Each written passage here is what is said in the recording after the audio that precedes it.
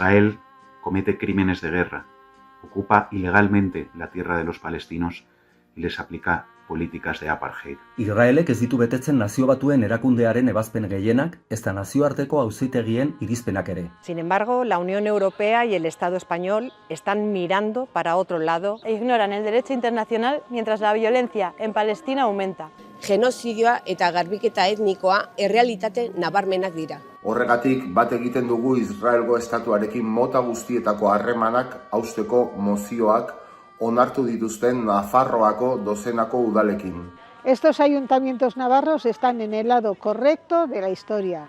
y se posicionan con los derechos humanos y el derecho internacional humanitario. La verdad es que es imposible acabar con el genocidio, con el apartheid, con la ocupación, si no avanzamos con compromisos prácticos y tangibles. Nazioarteko justizia gortearen aginduak betetzeko, ezinbestekoa da Israelekin, eta okupazioaren eta genozidioaren konplize diren enpresa eta erakundeekin harreman guztiak haustea. Tokiko eremutik ere zerbait egin dezakegu. Frustrazioa eta ezintasuna gainditzeko ekin. Apply pressure so that your local authority joins this initiative launched by Yalla Navarroa y se apruebe la moción para romper toda relación con Israel.